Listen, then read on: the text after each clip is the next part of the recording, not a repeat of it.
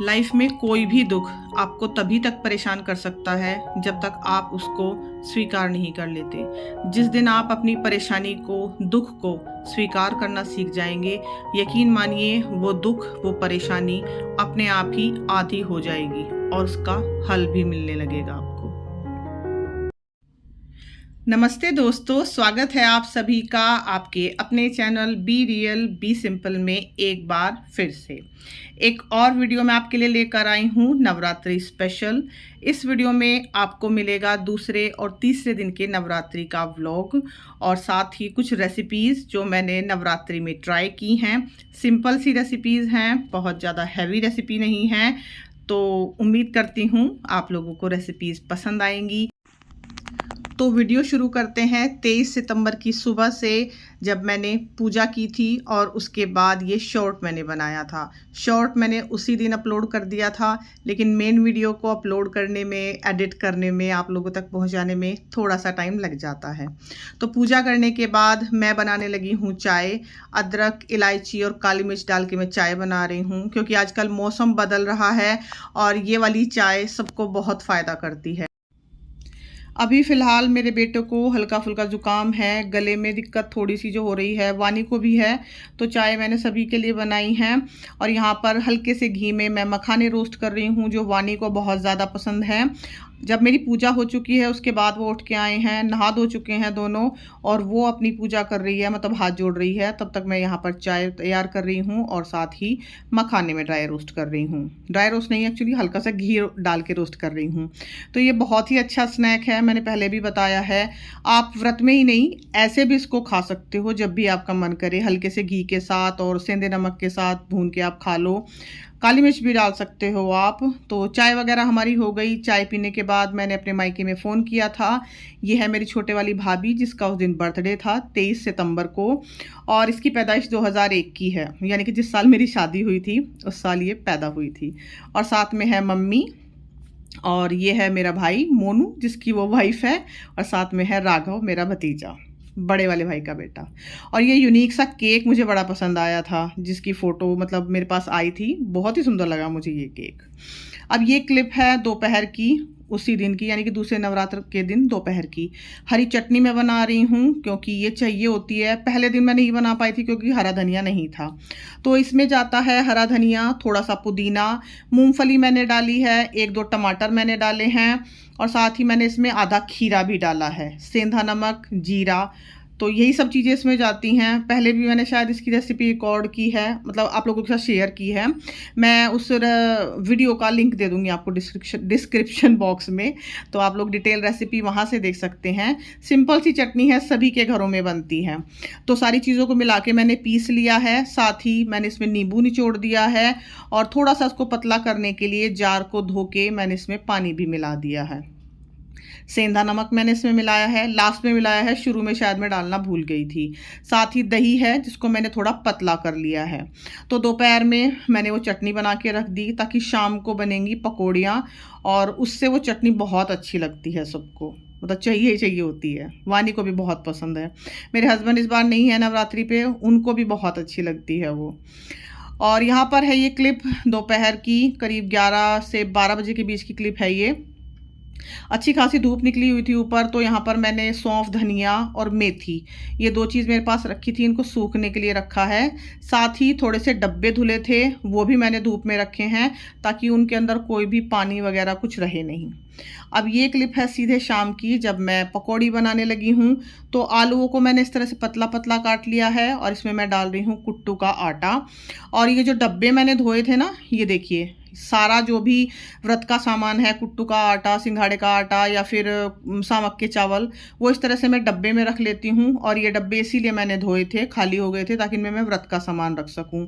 सीधे पैकेट से निकाल के कोई भी सामान यूज़ करना मुझे थोड़ा अच्छा नहीं लगता, तो इसीलिए मैंने डब्बों में निकाल लिया है उनको। साथ ही ये है व्रत का सेंधा नमक, जिसको मैंने अलग से रखा हुआ है, ताकि कोई फिर अन्न के हाथ ना लगाए इसमें। तो इसमें पकौड़ियों के लिए मैंने डाले हैं आलू और सेंधा नमक और कुट्टू का आटा।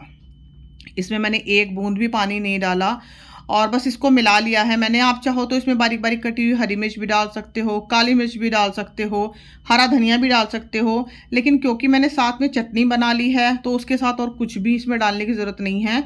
तो सिंपली बस मैंने इसमें सेंधा नमक डाला है और कुछ भी नहीं। और एक बूंद भी पानी मैंने इसमें नहीं डाला है पकौड़ी को बनाते वक्त। उसके बावजूद भी बैटर आप देखिए धीरे धीरे, जैसे मैं एक के बाद दूसरा बैच फ्राई करती जा रही हूँ तो ये बैटर देखिए इस तरह से होता जा रहा है। तो जब भी आप नमक डाल देते हो ना किसी चीज़ में, वो हल्का हल्का पानी छोड़ना शुरू कर देती है। और बिल्कुल एक बूंद भी मैंने इसमें पानी नहीं डाला था। लेकिन हर बार ऐसा ही होता है जब भी मैं ये पकौड़ी बनाती हूँ कि पहला बैच तो अच्छे से बन जाता है, दूसरा तीसरा बैच बनाते वक्त तक ये बैटर बहुत ज़्यादा गीला हो जाता है। और ये वाली पकौड़ियाँ लगती बहुत अच्छी हैं और इनको खा के ना पानी इतना ज़्यादा पिया जाता है कि बस पूछो मत। इनको अच्छे से आप खा लो, उसके बाद पानी पी पी के आपकी हालत ख़राब हो जाती है। लेकिन टेस्टी भी बहुत लगती हैं। मेरे हस्बैंड को तो ये बहुत ही ज़्यादा पसंद है। हालांकि वो इस बार है नहीं नवरात्रि पे, तो वानी को भी बहुत ज़्यादा पसंद है। उसने तो चटनी भी स्पेशल इसीलिए बनवाई है और वो चटनी पूरे नवरात्र चलने वाली है। मैंने बाकी को उठा के, मतलब बाकी चटनी को उठा के फ्रिज में रख दिया है। तो यहाँ पर हमारा माता रानी का भोग तैयार हो गया है और बाकी पकौड़ियाँ भी मैंने फ्राई कर ली हैं हालांकि, लेकिन अभी खा नहीं रहे हैं क्योंकि अभी वानी कर रही है कपड़ों को फोल्ड।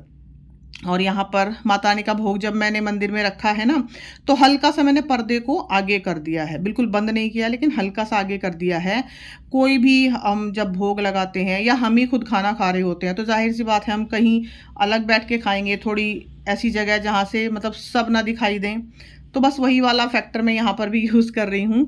हल्का सा पर्दे को मैंने आगे कर दिया है, उसके बाद मैं पर्दे हटा दूँगी। और यहाँ पर हमारी पकौड़ियाँ भी बन गई हैं, हम खा रहे हैं। और वानी ने जो ढेर सारे कपड़े फोल्ड किए हैं ना, वो अमावस के दिन के धुले हुए कपड़े थे जिनको फोल्ड करने में वानी ने मेरी हेल्प की थी बहुत ज़्यादा। अब ये जो क्लिप है आप देख रहे हो, ये है 24 तारीख की। सुबह सुबह वानी का स्कूल है तो उसके लिए मुझे साबूदाने की खिचड़ी बनानी है। और ये जो साबूदाना है ये मैंने रात में ही भिगो दिया था, साथ ही बादाम मैंने भिगोए हुए हैं और रात में ही दही भी मैंने जमा दी थी। तो साबूदाना को आप 2 से 3 बार अच्छे से धोइए और फिर उसके बाद जितना साबूदाना है उतने ही पानी में आप उसको भिगोइए। यानी कि अगर 1 कप साबूदाना है तो 1 ही कप पानी में आप उसको भिगोइए। इससे आपका साबूदाना बहुत ही खिला खिला रहता है, खिचड़ी भी फिर उससे बहुत खिली खिली बनती है। यहाँ पर मैंने थोड़ी सी मूंगफली ड्राई रोस्ट की हैं और साथ ही आलूओं को बारीक बारीक काट लिया है। थोड़ा सा हरा धनिया, हरी मिर्ची मैंने यहाँ पे कट करके रखी है। और जब ये मूंगफली थोड़ी सी ठंडी हो गई हैं, जिनको मैंने ड्राई रोस्ट किया था, उनका छिलका मैंने अच्छे से हटा लिया है। तो इन मूंगफली का ना मुझे एक्चुअली पाउडर बनाना था, थोड़ा दरदरा सा पाउडर। लेकिन यहाँ पे मुझसे एक गलती हो गई कि मैंने इसको मिक्सी के जार में डालकर कुछ ज़्यादा ही चला दिया और ये सब गड़बड़ हुई है शूट करने के चक्कर में। तो यहाँ पर बस मुझे इसको पल्स मोड पे पीसना था जिससे ये दरदरा पाउडर बन जाए, लेकिन बस 5 से 10 सेकंड की देर हुई और ये देखिए मूंगफली का जो पाउडर था ना वो थोड़ा सा मतलब सौगी सा हो गया। क्योंकि कोई भी नट हो या मूंगफली है जैसे काजू बादाम, उनके अंदर तेल तो होता ही है। तो अगर आप उनको बहुत ज़्यादा पीस दोगे ना तो उनका ऑयल रिलीज़ हो जाता है। वही मेरे साथ यहाँ पर हुआ। हालांकि खैर काम चल गया। तो जो मूंगफली मैंने पीसी उसको मैंने साबूदाने में मिक्स कर दिया, साथ ही मैंने इसमें सेंधा नमक भी मिक्स कर दिया। तो मूंगफली को साबूदाने में डालने का मतलब ही यही होता है, मतलब इसी वजह से डाला जाता है कि अगर थोड़ा बहुत मॉइस्चर उसमें रह जाए तो जो मूंगफली का पाउडर है वो उस मॉइस्चर को सोक कर लेता है। अब वानी को मैंने उसके भीगे हुए बादाम दे दिए हैं खाने के लिए और मैं यहाँ पर तैयारी करने लगी हूँ साबूदाना की खिचड़ी को छोंकने की। सिंपल मैंने यहाँ पर मूंगफली का तेल चढ़ाया है जो मैं व्रत में इस्तेमाल करती हूँ। जीरा तड़काया है, उसमें हरी मिर्च, हरा धनिया जो काट के रखा था वो भी मैंने हल्का सा भून लिया है क्योंकि कच्चा हरा धनिया मुझे पसंद नहीं आता। साथ ही 1 मुट्ठी भर के मूंगफली मैंने डाल दी हैं जो अभी मैंने ड्राई रोस्ट करके रखी थी और पतले पतले कटे हुए आलू मैंने डाल दिए हैं। अगर आपके पास कढ़ी पत्ता हो तो आप वो भी यहाँ पर डाल सकते हैं। था तो मेरे पास भी लेकिन मुझे याद नहीं रहा डालना। तो ये आलू हम हल्के हल्के से फ्राई करेंगे जब तक इनका कच्चापन नहीं निकल जाता। तब तक वानी ने भी हाथ जोड़ लिए हैं। तो मैंने पूजा नहीं की है लेकिन अखंड जो जला रखी है मैंने तो वो जल रही है, उसी के साथ उसने हाथ जोड़ लिए हैं। मैं नहा चुकी हूँ, सुबह की साफ़ सफाई हो चुकी है, लेकिन पूजा मैं उसके जाने के बाद ही करती हूँ। क्योंकि मुझे अपने पाठ वगैरह भी करने होते हैं जिसमें टाइम लग जाता है। तो आलू यहाँ पर अच्छे से हमारे गल गए हैं। उसके बाद मैंने ये जो साबूदाना और मूंगफली का मिक्सचर मैंने बना के रखा था एक जगह, उनको मिलाया था, वो मैंने इसमें शामिल कर दिया है। सेंधा नमक भी मैंने इसी में मिला दिया था, तो इसलिए अब मैं अलग से नमक भी नहीं मिला रही हूँ। और मुझे लग रहा था कि आज साबूदाने की खिचड़ी पक्का ख़राब होने वाली है, क्योंकि जो मूंगफली थी ना वो बहुत ज़्यादा पिस गई मुझसे। तो आप ये गलती बिल्कुल मत कीजिएगा। आप मूंगफली का जो पाउडर बनाओ ना उसको दरदरा रखिएगा, और अगर आप मिक्सी में उसको पीस रहे हो तो प्लीज़ उसको पल्स मोड पे पीसिएगा, क्योंकि 5 से 10 सेकंड भी अगर आपने मिक्सी ज़्यादा चला दी ना तो जो मूंगफली है वो अपना तेल रिलीज़ कर देगी और आपका भी मतलब पेस्ट बन जाएगा मूंगफली का, वो बजाय पाउडर बनने के। अब अच्छे से साबूदाने को मिक्स करके मैंने उसको ढक दिया है, बस 1 से 1.5 मिनट के लिए ही, और गैस को मैंने धीमा कर दिया है। वानी को मैंने यहाँ पर केला दिया है खाने के लिए, क्योंकि अभी वो छोटी है और पहली बार ही वो नवरात्रि के व्रत पूरे रख रही है, तो मुझे डाउट ही हो रहा था कि पता नहीं रख भी पाएगी या नहीं। लेकिन खैर उसको मैंने सुबह बादाम दे दिए, मतलब थोड़ी देर पहले बादाम दिए थे भीगे हुए खाने के लिए, फिर एक केला दे दिया, तो वो हल्का सा उसका ब्रेकफास्ट हो गया। और साथ में यहाँ पर हमारी साबूदाने की खिचड़ी भी तैयार हो गई, जो उसको मैं टिफ़िन में देने वाली हूँ। तो ये देखिए यहाँ पर खिली खिली हमारी साबूदाने की खिचड़ी बन गई है। तो साबूदाने की खिचड़ी को खिला खिला बनाने का सबसे मेन जो एक कहना चाहिए टिप है वो यही है कि जब भी आप साबूदाना भिगोएं तो साबूदाने में उतना ही पानी डालें भिगोने में जितना आपने साबूदाना लिया है। 1 कप साबूदाना है तो 1 ही कप पानी में आप उसको भिगोइए और उसमें डालिए दरदरी कुटी हुई मूंगफली, मेरी तरह नहीं कि मूंगफली के मतलब मूंगफली का आप पेस्ट बना दो। अब वानी चली गई है, मेरा बेटा गया उसको छोड़ने के लिए, हस्बैंड तो यहाँ पे है नहीं। और उसके जाने के बाद मैंने बाहर को धोया था, मतलब झाड़ू पोछा अंदर का तो मैंने कर लिया था, लेकिन ये बाहर की धुलाई रह गई थी, उसकी खिचड़ी बनानी थी मुझे इस चक्कर में। और साथ ही डोगेश भाई का पानी भी मैंने रख दिया है। अब मैं आ गई हूँ मंदिर में अपना पाठ करने के लिए। जैसे मैंने कहा कि अखंड जोत तो जल ही रही थी, इसमें मैंने घी भर दिया है और ये खूब अच्छे से चलती है। रात में जब मैं घी भर के जाती हूँ ना तो सुबह उठ के मुझे कोई हड़बड़ी नहीं होती कि मुझे जोत देखनी है या उसमें घी डालना है। ये जोत इतनी बड़ी है कि ये रात से लेकर सुबह तक खूब अच्छी तरीके से चलती है। तो वानी के जाने के बाद मैंने नॉर्मल जो पूजा होती है वो की है, और उसके बाद बैठ के मैं अपना पाठ कर रही हूँ। सुबह सुबह जल्दबाजी में इतनी मतलब मुझसे भागदौड़ नहीं हो पाती कि उसके जाने से पहले मैं पूजा भी कर लूँ, और मुझे थोड़ा आराम से बैठ के पूजा करने की आदत है। और नवरात्रि के दिनों में पूजा में थोड़ा सा एक्स्ट्रा टाइम तो लगता ही लगता है, ना लगने में भी कम से कम आधे से पौने घंटा लग जाता है। शुरू के दिन तो बहुत ही ज़्यादा टाइम लगता है, जो मुझे भी लगा था। जैसे मैंने आपकी पिछली वीडियो में आप लोगों को शेयर किया था कि शुरुआत के दिन की पूजा तो मेरी करीब 11 बजे हो पाई थी। आज तो खैर अभी 8:30 ही बजे हैं। तो यहाँ पर मैं अपना पाठ कर रही हूँ और उसके बाद मैं करूँगी आरती। और नहाकर मैंने सिंपल सा ही अपना गाउन पहना हुआ है, सर धुला था उस दिन मैंने। और सुबह सुबह ना सही बताऊँ इतना तामझाम मुझसे होता नहीं है, और ना ही मेरा मन करता है करने का कि मैं सुबह सुबह कोई साड़ी सूट पहनूँ, मेकअप शेकअप सारा करूँ। मुझे लगता है कि नहाना धोना और अच्छे से साफ़ सुथरे अपने कपड़े पहन लेना ये काफ़ी है, ऐसा मेरा सोचना है। बाकी हो सकता है कुछ लोग पूरी तरह से तैयार श्यार होकर मेकअप शेकअप करके उसके बाद पूजा करते हैं, तो वो उनकी सोच है, मेरी सोच इस तरह की है। अच्छा, यहाँ पर जो मैंने अग्यारी करी थी ना, जो अग्यारी करते हैं उसके ऊपर मैंने थोड़ी सी हवन सामग्री डाल दी है।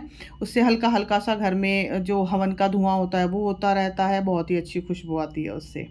यहाँ पर आ गई हूँ मैं ऊपर सूर्य देवता को जल देने के लिए, और अभी सिर्फ 8:30 बजे हैं, लेकिन मुझसे सूरज की तरफ देखा नहीं जा रहा, आँख ही नहीं खुल रही।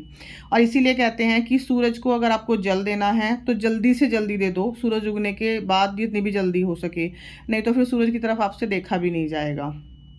तो सूरज को जब हम जल देते हैं ना, तो जो जल है वो हम अपने सर से भी थोड़ा ऊपर करके देते हैं, और उसमें से सूरज की किरणें पास होके हमारी आंखों पे पड़ती हैं, तो बहुत ही अच्छी रहती है वो हमारी आंखों के लिए। और इसीलिए कहते हैं कि थोड़ा जल्दी ही सूरज को जल दे दो, क्योंकि ज़्यादा धूप अगर हो जाएगी तो फिर आप सूरज की तरफ देख ही नहीं सकते। तो ये एक मतलब जिसको कहना चाहिए थोड़ा आध्यात्म से हटके साइंस की तरफ का भी मामला हो सकता है। अगर कोई आध्यात्म को ना माने तो एटलीस्ट साइंस को तो मानता ही होगा। तो सूरज को जल देना अध्यात्म भी है और उसमें एक साइंस का भी फैक्टर जुड़ा हुआ है। अभी यहाँ पर मैंने अच्छे से अपने बालों को सुखाया, अच्छे से तो नहीं, खैर थोड़ा सा ही सुखा पाई हूँ बालों को। और किस किस के साथ ऐसा होता है, मेरे साथ तो हमेशा होता है कि जिस दिन मैंने सर नहीं धोया होता उस दिन तो कुछ नहीं होता, लेकिन जिस दिन सर धो लेती हूँ ना, उस दिन सर में इतनी तेज़ खुजली लगती है ना मुझे कि पता नहीं क्या है सर के अंदर। हमेशा होता है मेरे साथ ऐसे ही कि जिस दिन सर नहीं धोया उस दिन बिल्कुल भी नहीं महसूस होगी खुजली, और जैसे ही सर मैं धो लूँगी उसके बाद बहुत ही ज़बरदस्त वाली खुजली लगती है सर में। तो यहाँ पर थोड़ी देर मैं ऊपर रुकी हूँ ताकि मैं थोड़ी सी सनलाइट भी ले सकूँ, ये बहुत ज़रूरी है। और ज़्यादातर मैं इसी टाइम पर ऊपर छत पर आती हूँ, करीब 15-20 मिनट यहाँ पे रहती हूँ ताकि जो काम है छोटे मोटे वो भी मैं कर लूँ और साथ ही मुझे सनलाइट भी मिल जाए, जो आपकी हेल्थ के लिए भी बहुत अच्छी है, आपकी आँखों के लिए, आपके ओवरऑल शरीर के लिए, हड्डियों के लिए। और ख़ासकर जो कहते हैं ना कि हम बहुत ज़्यादा डिप्रेस रहते हैं या बिल्कुल लेज़ी लेज़ी सा फील होता है, उसके लिए भी आपको सनलाइट लेनी बहुत ज़रूरी है। 15 से 20 मिनट की या आप आधे घंटे की भी ले सकते हैं, जितना आपके पास टाइम हो। तो बस वही मैं यहाँ पर कर रही थी। साथ ही पक्षियों का पानी मैंने यहाँ पर रख दिया है। ये काम ज़्यादातर मेरे हस्बैंड करते हैं, लेकिन अभी वो यहाँ पर है नहीं तो मैंने कर दिया। अब यहाँ पर मैंने गौर किया कि मैंने टीका भी नहीं लगाया था, भूल गई थी मैं। तो नीचे आके सबसे पहले मैंने टीका लगाया और उसके बाद मैं आई हूँ दोबारा से किचन में अपने लिए चाय बनाने के लिए। और यहाँ पर हमारी साबूदाना की खिचड़ी जो बची हुई है, थोड़ा बहुत ये भी ले लूँगी मैं, और बाकी वानी स्कूल से आके खाएगी इसको। और जो बादाम है वो भी मैं छीलूँगी अपने लिए, क्योंकि वानी तो सुबह खा के चली गई है, लेकिन मेरे और मेरे बेटे के बादाम बचे हुए हैं अभी यहाँ पर। और मेरा बेटा भी उठ गया है, उसने अपना दूध वगैरह तो ले लिया है, लेकिन बादाम वो भूल गया है तो वो मैं दूंगी उसको। दही को मैंने फ्रिज में रख दिया। और साथ ही यहाँ पर ये है एक बड़ा सा कट्टा, कट्टा ही बोलते हैं हमारे यहाँ तो, चावल का। तो ये आया रखा था बाहर ही। तो अभी फ़िलहाल मुझे इतना बड़ा कोई बर्तन मिल नहीं रहा है जिसमें मैं इनको खाली कर सकूं, तो इसको मैंने खींच के और स्टोर रूम में कर दिया है। तो ऐसा नहीं है भाई, हल्के फुल्के काम से अलग थोड़े बड़े बड़े काम भी होते हैं घर के, जो हम हाउसवाइफ को करने होते हैं। तो मैं यहाँ पर वेट नहीं कर सकती कि कोई आएगा इसको रखेगा, मैंने खुद ही इसको खींच के रख दिया। अब यहाँ पर मैं बादाम छीलने लगी हूँ। और यहाँ पर मैं आपको एक बात बताऊँ, मैं जब भी बादाम छीलती हूँ ना, मैं हमेशा उल्टे हाथ से छीलती हूँ। आप यहाँ पे देखिए, मैं अपना उल्टा हाथ इस्तेमाल कर रही हूँ। पता नहीं ये क्या बात है, हमेशा मतलब मैं जब भी सीधे हाथ से बादाम छीलने की कोशिश करती हूँ ना, तो मुझसे छिलते ही नहीं हैं। और पहले मैं सोचती थी कि शायद नाखून की वजह से ऐसा है, क्योंकि उल्टे हाथ के हल्के से नाखून बड़े हुए हैं, लेकिन ये देखिए मेरे दोनों ही हाथों के नाखून हल्के हल्के से इतने ही बड़े हुए हैं। उसके बावजूद भी मुझे ये फैक्ट आज तक समझ नहीं आया। मैं राइट हैंडेड हूँ, कोई भी काम मैं लेफ्ट हैंड से नहीं करती, लेकिन ये बादाम छीलने का जो काम है ना, ये मुझसे राइट हैंड से होता ही नहीं है, आज तक हुआ ही नहीं है। और इसके पीछे कौन सा फैक्ट काम करता है मुझे समझ नहीं आता।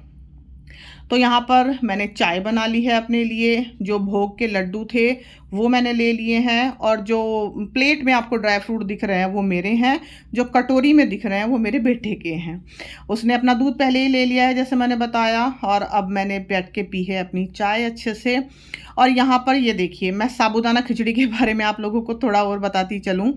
पहले ना मुझसे साबूदाना की खिचड़ी बिल्कुल भी अच्छी नहीं बनती थी, मतलब करीब 10 से 12 बार मेरी साबूदाना की खिचड़ी फेल हुई है, अच्छी नहीं बनी। कभी बहुत ज़्यादा चिपक गई, कभी मैंने उसमें बहुत ज़्यादा तेल या घी डाल दिया, कभी आलू कच्चे रह गए, तब जाके धीरे धीरे मुझसे ये प्रॉपर रेसिपी बन पाई है। और आज देखिए, मैंने इसमें मूंगफली का तेल डाला था, लेकिन बिल्कुल भी आपको तेल यहाँ पे नीचे दिखाई नहीं देगा। देखिए मैं बिल्कुल तली से आपको दिखा रही हूँ। और पहले ऐसा होता था कि मैं इतना ज़्यादा तेल या घी डाल देती थी कि उसमें से वो बर्तनों में चिपकता रहता था। तो बिल्कुल खिली खिली हमारी साबूदाना की खिचड़ी बनती है। आप भी ट्राई कीजिए, हो सकता है 1 से 2 बार या ज़्यादा बार आपसे भी ख़राब हो, लेकिन धीरे धीरे बन जाएगी। मैंने भी बहुत बार ख़राब की है। और ये वाली खिचड़ी बनाना मैंने भोपाल में सीखा था। जब मेरी शादी हुई थी तो 5 से 6 साल के लिए मैं और मेरे हस्बैंड भोपाल में थे। तो हम लोग तो यहाँ पर व्रत उपवास में ही खाते हैं, लेकिन वहाँ पर इसको एज ए ब्रेकफास्ट खाया जाता था, तो वहाँ पर बहुत बनती थी। तो वहीं से मैंने ये रेसिपी सीखी थी। और मेरी बेटी को भी ये बहुत ज़्यादा पसंद है, वो कभी कभी ऐसे भी अपने स्कूल में लंच में इसको ले जाती है। तो खैर आ जाते हैं अब चाय पीने के बाद। जो बाल मेरे मतलब अभी भी गीले ही थे, उनको मैंने कूलर के आगे बैठ के अच्छे से सुखाया और यहाँ पर बैठकर मैंने थोड़ी देर अपनी किताबें पढ़ी। 2 नई किताबें मैंने मंगाई हैं और वो कौन सी किताबें हैं वो मैं आपसे अगली वीडियो में शेयर करूँगी, क्योंकि अभी मैंने उनको पढ़ के रख दिया है। उसके बाद फिर मैं दूसरे कामों में लग गई थी, तो इसलिए मैं शूट नहीं कर पाई थी। और यहाँ पर बैठे बैठे मैं यही सोच रही थी कि भैया कौन होते हैं वो लोग जो खुले बाल करके काम कर लेते हैं। मुझे तो लग रहा था कि कब मेरे बाल सूखें और कब मैं इनको ऊपर जूड़े में बनाऊं। बस यही सोचते सोचते दोपहर हो गई मुझे। और यहाँ पर ये क्लिप है अभी दोपहर के करीब 3 बजे की। वानी आ चुकी है स्कूल से और जो साबूदाने की खिचड़ी आपने देखी ना थोड़ी सी कटोरी में, वो एक्चुअली मैंने खाई थी, उसने तो फिर बाद में लेके खाई थी। यहाँ पर मैं थोड़ा सा तैयार श्यार हुई हूँ क्योंकि हमारे जस्ट बराबर में ही कीर्तन है, तो वहाँ पर मुझे जाना है। अभी मैं जा रही हूँ वानी को ये बोल के कि फ़ोन चार्जिंग पे लगा देना और मैं आती हूँ अभी 1 घंटे में।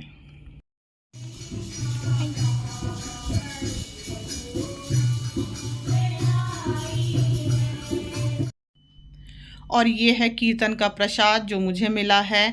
तो मैं गई थी 3 बजे और वापस आई हूँ मैं करीब 4 बजे। हाँ, पूरा 1 घंटा मुझे हो चुका है। और ये जो प्रसाद मिला है ना, ये हम अभी ले लेंगे क्योंकि शाम की चाय बनाने का भी वक्त हो गया है। और वानी यहाँ पर सो गई है। मैं उसको बोल के गई थी कि फ़ोन चार्जिंग पे लगा देना, लेकिन फ़िलहाल वो खुद ही चार्जिंग पे लगी हुई है। सुबह थोड़ा जल्दी उठती है और व्रत भी है उसका, तो थोड़ा थक गई थी। स्कूल से आके नहाती है, उसके बाद उसको थोड़ी बहुत नींद तो देखो आनी ही है, तो वो सो रही है अभी। और यहाँ पर मैं पी रही हूँ फ़िलहाल शहद वाला पानी। मुझे थोड़ी सी ना थकावट महसूस हो रही है, पता नहीं व्रत की वजह से या मतलब पता नहीं मुझे, लेकिन यहाँ पे मैंने 1 चम्मच शहद डाला है 1 गिलास पानी में, उसको धीरे धीरे करके मैं पी रही हूँ। और अब शुरू होता है जी हमारा वर्किंग मोड। जैसे मैंने बताया कि बालों को बांध के हमेशा रखती हूँ, सिर्फ बांध के ही नहीं रखती, दुपट्टा भी मैं इस तरह से बालों पे रखती हूँ, यानी कि बाल कहीं भी नहीं लगने चाहिए, ना तो आगे माथे पे आने चाहिए ना ही पीछे गर्दन पे लगने चाहिए। जब तक इस तरह से मैं दुपट्टा नहीं बांध लेती ना, तब तक मेरे से काम ही नहीं होता। मतलब साल के 365 दिन का मेरा ये रिचुअल है कि इस तरह से दुपट्टा बांधे बिना मुझसे काम नहीं होता। आपने मेरी शायद पिछली बहुत सी वीडियो में देखा भी होगा इस तरह से। अब भाई कोई इस मेरे लुक को देसी बोले या विदेशी बोले मुझे नहीं पता, लेकिन भाई ये मेरा वर्किंग मोड है, मैं इसको अपना वर्किंग मोड बोलती हूँ। तो इस तरह से दुपट्टा शुपट्टा मैंने बांध लिया है सर पे। अब मैं थोड़ा शाम का काम देखूँगी क्योंकि धीरे धीरे अभी 5 बजने वाले हैं। और सबसे पहले जाके ना मैं ये लिपस्टिक हटाऊंगी, क्योंकि बहुत देर तक लिपस्टिक लगाए रखना ना मुझे इरिटेट करता है। पसंद है मुझे लिपस्टिक लगाना, लेकिन बहुत ज़्यादा देर तक मुझसे नहीं रखी जाती। अब यहाँ पर है शाम की क्लिप। शाम की क्या, एक्चुअली करीब 6:30-7 बजे की क्लिप है ये। यहाँ पर मैं टमाटर कट कर रही हूँ, जिसको मैंने छील लिया है, छिलका उतार लिया है मैंने इसका। और मैं बनाने वाली हूँ सामक के चावल की खिचड़ी। तो साथ ही 2 हरी मिर्चें मैंने काटी हैं और इस तरह से प्लेट में रख के मैं काट लेती हूँ, तो मुझे कभी चॉपिंग बोर्ड वगैरह की ज़रूरत नहीं पड़ती है। आधा कटोरी मैंने यहाँ पर सामक के चावल लिए हैं और इसमें मैं 4 गुना पानी डालने वाली हूँ। आधा कटोरी का 4 गुना यानी कि 2 कटोरी। सिंपल घी मैंने चढ़ाया है, उसमें थोड़ा सा जीरा तड़काया है, टमाटर डाले हैं, सेंधा नमक, और उनको हल्का सा मैंने मैश कर लिया है। उसके बाद सिंपल से आलू डाल दिए हैं मैंने इसमें, और उसके बाद मैं इसमें डालूंगी पानी, यानी कि 4 गुना पानी, जैसे कि मैंने बताया। तो सामक के चावल की जो ये खिचड़ी होती है ना, थोड़ी सी मैं पतली ही बनाती हूँ, क्योंकि 10 मिनट रखने के बाद ही ये बिल्कुल टाइट हो जाती है, तो इसलिए बहुत ज़्यादा टाइट मैं इसको नहीं बनाती हूँ। सामक के चावल जो मैंने थोड़ी देर के लिए मतलब 10-15 मिनट के लिए भिगो दिए थे, वो मैंने डाल दिए हैं। और उसके बाद इसमें आएगी 2 सीटी, जिससे ये हमारी खिचड़ी बिल्कुल अच्छी परफेक्ट बनेगी, जैसी हम लोगों को पसंद है। खिली खिली खिचड़ी मैं नहीं बनाती हूँ, थोड़ी सी लटपटी सी बनाती हूँ, क्योंकि जैसे मैंने बताया कि आप इसको थोड़ी देर रखो, ये खुद ब खुद ही टाइट हो जाएगी। अब खिचड़ी गर्मा गर्म है, लेकिन मैंने माता रानी को भोग तब लगाया था जब ये थोड़ी ठंडी हो गई थी। निकाल तो दी थी मैंने गर्मा गर्म प्लेट में, क्योंकि इतनी गर्म खिचड़ी तो हमसे भी नहीं खाई जाएगी, तो फिर माता रानी को हम इतनी गर्म गर्म खिचड़ी का भोग कैसे लगा सकते हैं। तो खिचड़ी को मैंने निकाल दिया है प्लेट में, जो माता रानी की प्लेट है उसी में मैं भोग लगाती हूँ। और उसके ऊपर मैंने डाला है थोड़ा सा घी, और बस ये है आज का शाम का हमारा भोग। साथ में ली है मैंने, मतलब ली है नहीं, एक्चुअली माता रानी के भोग के लिए रखी है मैंने सिंपल सी दही। तो अब इस वीडियो का मैं करती हूँ एंड। कैसी लगी आप लोगों को ये मेरी वीडियो, प्लीज़ मुझे कमेंट सेक्शन में बताइएगा। अगर अच्छी लगी हो तो मेरे चैनल को सब्सक्राइब ज़रूर कीजिएगा। Thank you so much for watching. मेरी वीडियोस को अपना टाइम देने के लिए आप लोगों का बहुत बहुत धन्यवाद। चलती हूँ, दोबारा मिलूंगी एक नई वीडियो के साथ। तब तक अपना ढेर सारा ध्यान रखिएगा आप लोग। जय माता दी।